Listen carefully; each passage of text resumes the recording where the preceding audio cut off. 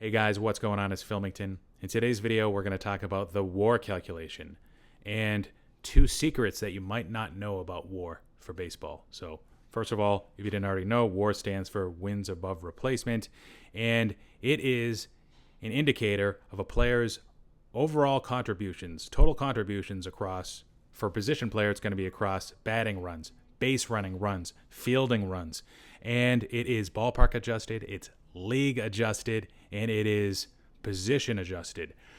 So it gives you a score, and that score is relative to the contributions of a replacement level player. Of all stats that exist, it tells the most comprehensive story because it looks at your total contributions. And it ends up being a fairly useful stat. Some people use it to compare two similar players. Some people use it as a means to predict future performance for a player. And it factors in true outcomes like singles, doubles, triples, home runs, walks for position players. It doesn't take into account yet predicted outcomes or things like quality of contact, exit velocity, launch angles, things like that aren't taken into account into WAR at this time. Now, other stats need to be used in concert with WAR. You can't use it as an end-all be-all, and it does have a lot of flaws. Now, what are the flaws of WAR? First one is probably that it is not a standardized equation. There's not just one. There are multiple versions of the same formula. Baseball Reference has B-WAR, Fangraphs has F-WAR. Number two criticism is that it is theoretical. You can't say definitively that player A was better than player B just because he had a slightly higher WAR. At a minimum, it's going to lead to a debate. And you can't really compare a position player against a pitcher. It's a theoretical calculation. You can't say also that, a 7.5 WAR, they added 7.5 wins to their team this year. No, you can't say that. And what's a fractional win anyways? Number three is that it's a context neutral stat, meaning it doesn't give you any sort of a boost for producing when it counts. So runners in scoring position, seventh inning and later, extra innings, one-run games. It considers clutch and the whole ability to kind of produce when it matters as a symptom of luck. All right, so the first secret about WAR is that it is a stat that is adjusted over time, and it is updated retroactively, guys. So in 2017, where Aaron Judge lost out on the MVP to Jose Altuve, and I know there's already some controversy, but this just makes it worse. Never mind the Astros cheating scandal. So Aaron Judge, he posted an 8.2 F4 based on old articles. You can see those. So Fangraphs gave him an 8.2. That since has been adjusted up to an 8.7. Meanwhile, Altuve was 7.5 is F4, and he's still at 7.5. If you look at Baseball Reference, Aaron Judge was adjusted down slightly from 8.1 to 8.0. Jose Altuve, 8.3 Baseball Reference WAR adjusted down to a 7.7. It's interesting because, again, this is updated often, not just once every 5 years. If you look at January 2020, Aaron Judge's WAR and Jose Altuve's WAR was actually in between where it was in 2017 and where it is today for that 2017 season. All right, another example, 2019, if you recall, Alex Bregman lost in somewhat of a close race in MVP to Mike Trout. Baseball Reference WAR had him at an 8.4. Since then, he's been adjusted up to an 8.9. Trout had an 8.6 B WAR, and he's been adjusted down to a 7.9. So Bregman up 0.5, Trout down 0.7. Another thing that's interesting to understand is I think this past April, one of the components of defensive WAR for Fangraphs was changed to be outs above average. MLB StatCast's calculation of that, I believe. And what happened instantaneously, what they decided to do is they did this retroactively, I think, to 2016. They didn't go back any further than that. But Nick Ahmed's career WAR more than doubled. It went up from a 5 to a 12 just based on that one change, and that was for defensive WAR, which isn't even a major component as, say, offensive WAR would be. WRC plus, weighted OBA, those are really those offensive components that factor into that overall WAR for Fangraphs.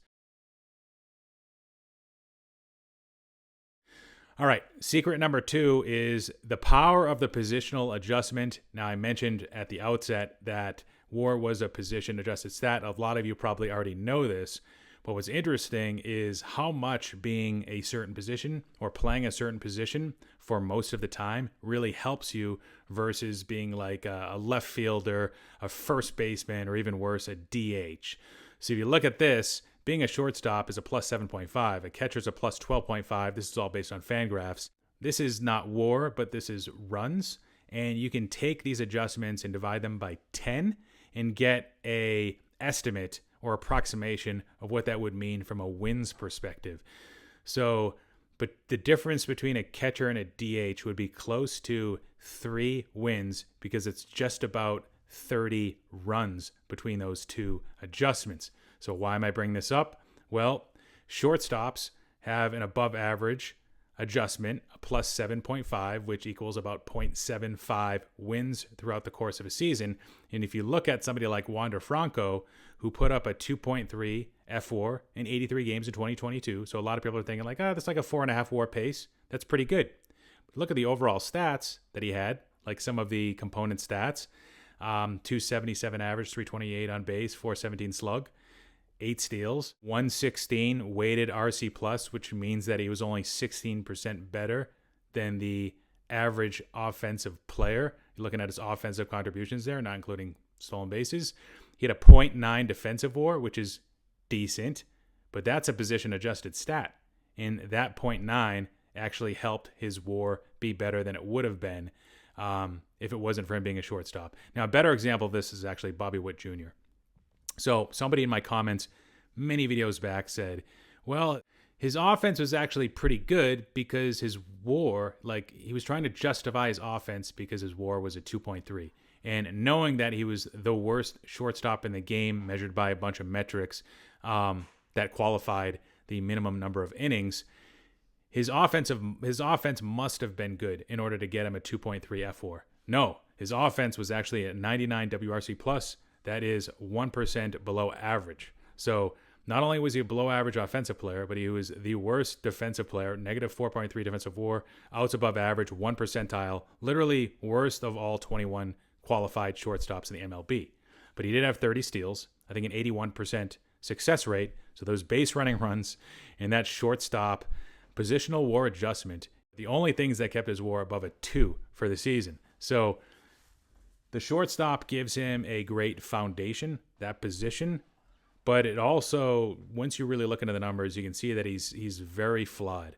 It won't take much for him to get up to like a 4 WAR like Jeremy Pena did. It'll take either improving the offense, improving the defense, or maybe improving both of them a little bit.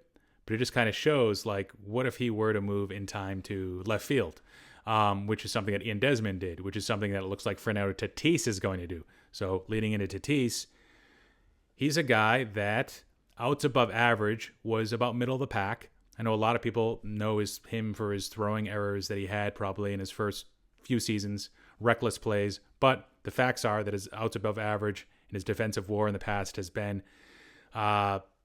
slightly above average. That helps because of his positional adjustment actually is baked into his defensive WAR, and that's why it is what it is. When he moves to left field, technically that's minus 15 runs, which is again about minus 1.5 WAR. So it's all going to depend on how he plays defense relative to his peers. I would think he would move up because he's more athletic than other left fielders, but we don't know at this point how well he's going to perform versus his peers.